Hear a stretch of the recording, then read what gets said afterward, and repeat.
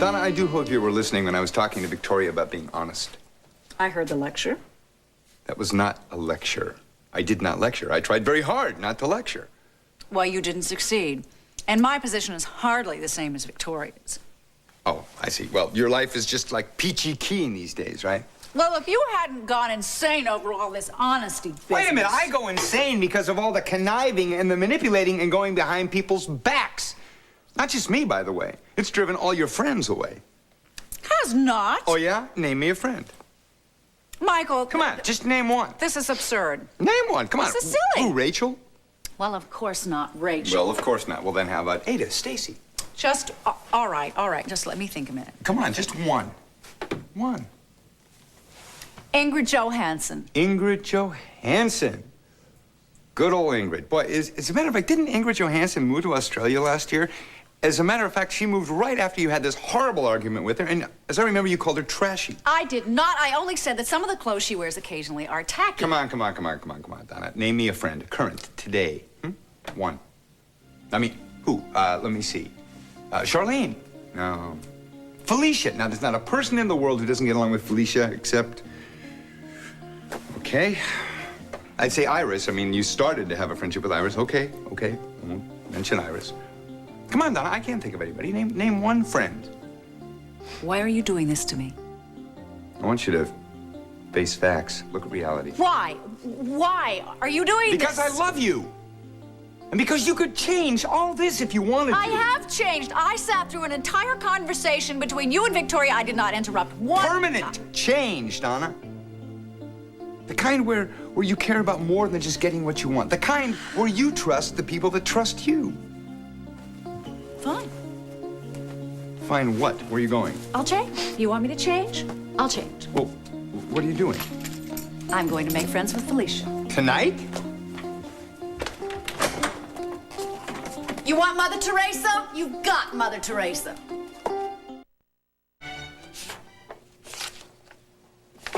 Rachel. Hi, Vicky. What are you doing over here? Come on, sit down. Thank you. How is everything? I need to talk to you. Sure. What is it? You've always said that I could talk to you about anything. Of course you can. Well, now you got me worried. What's wrong? This is a very difficult thing for me to say. But I'm not going to lie anymore. Lie about what? Jamie may not be Stephen's father.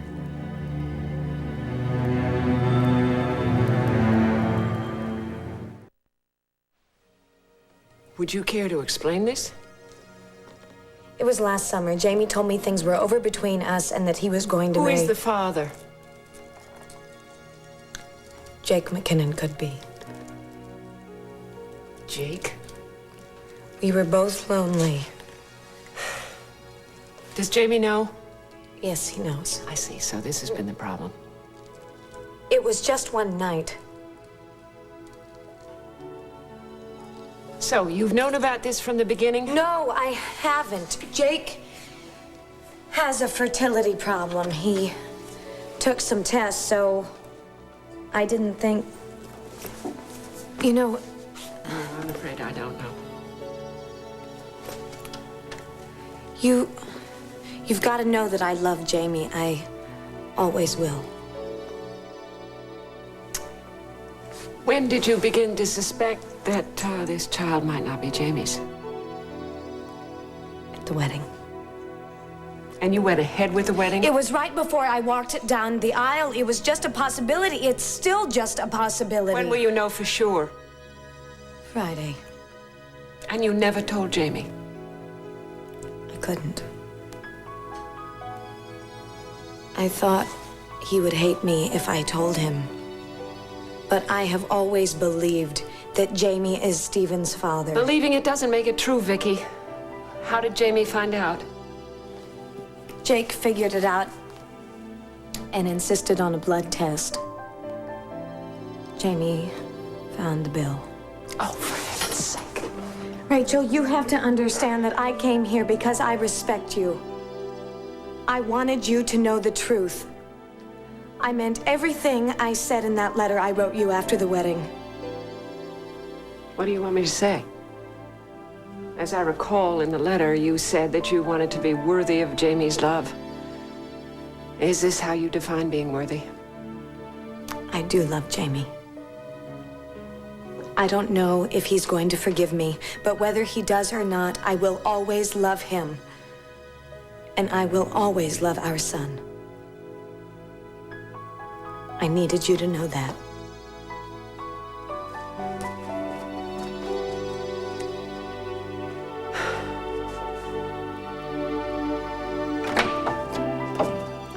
Hi, Felicia.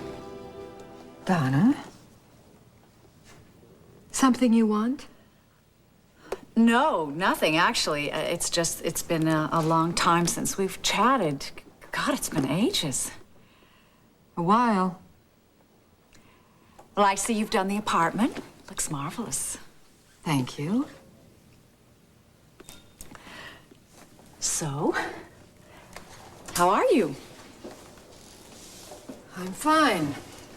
Well, you look wonderful. Of course, you should look wonderful. I mean, anybody who's just gotten out of prison. Sorry. Look, Donna, why don't we cut the chit-chat, okay? Pardon? What do you want? Nothing. I just feel that we haven't been as close as we should have been these past few years. Close? Well, now, it's not all my fault. You do have to admit that a lot of times you can be a very difficult person, and I know that friends I'm are... difficult? Well, all right, sometimes I'm I gotta tell you, I don't too. appreciate someone with the social graces of a cobra coming in here telling me that now, I'm difficult. wait just a minute. I beg your pardon. You heard here. exactly what I said, Felicia, Donna. just because you changed your name and you started acquiring a little money because of those so-called novels that... I'm sorry, this is not the way this is supposed to go. Okay, so why don't you tell me how what is supposed to go? I really did come here to offer you an olive branch. I really want us to be friends. Why? Because I don't have many. Any.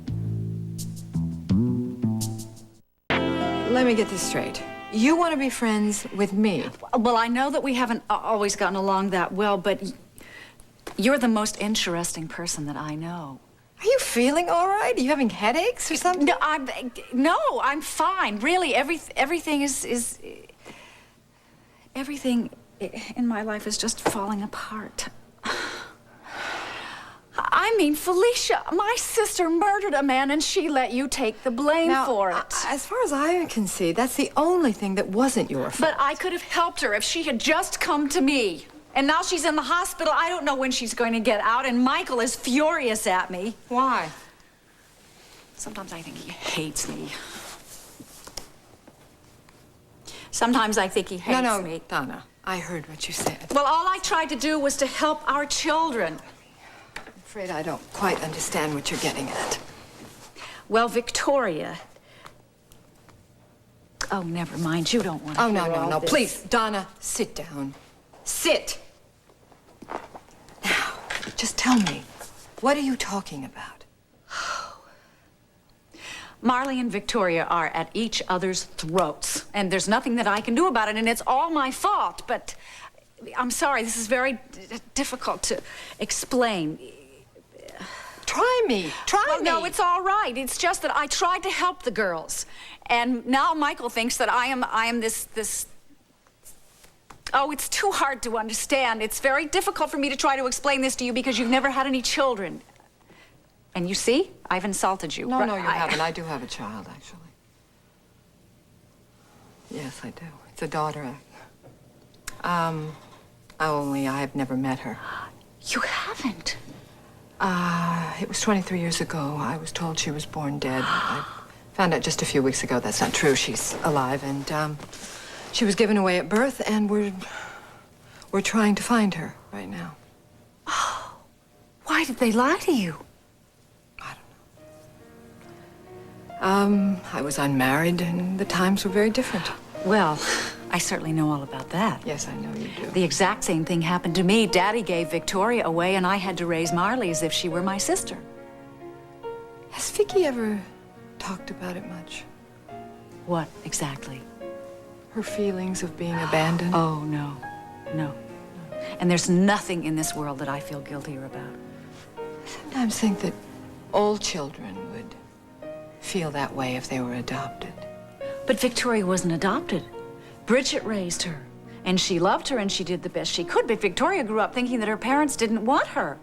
And nobody else did. Now, I don't know what it would have been like if we'd raised her together, but, you know, there aren't any guarantees, and sometimes things go wrong. You can't always do the right thing. You know, I've always thought that love would, well, make everything all right. I used to think that, too.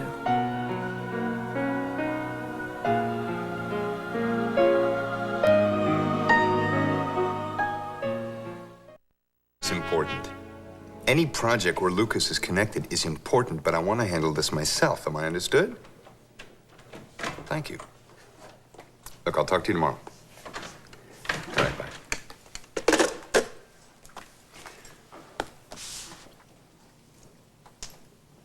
How did it go? Fine. Really? Everything all patched up? Mm-hmm. We made our apologies, and it was all very lovely. You want to look me in the eye and tell me the truth now? Well, it was very difficult at first, but we did try, and we did make a fresh start. Good. I'm glad to hear that. I'm glad you're glad. Does that mean that you have forgiven me? Give it time, okay? I have to get to bed. I got an early day tomorrow. Michael, can't you stay up just a little bit longer, please? Just talk to me. Just to talk. Just keep me company up in our room, please.